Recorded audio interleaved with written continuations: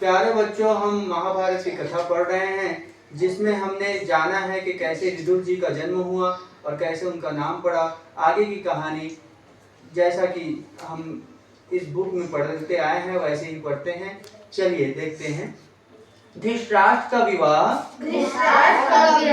गंधार देश की राजकन्या गंधारी से हुआ। पांडव का विवाह राजा कुंती भोज की पुत्री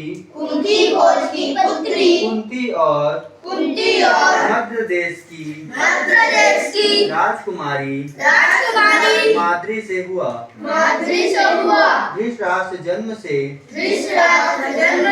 अंधे थे, इसलिए भीष्म पितामह ने राज सिंहासन पर पांडु को बैठाया और विद्वान विदुर को मंत्री बनाया।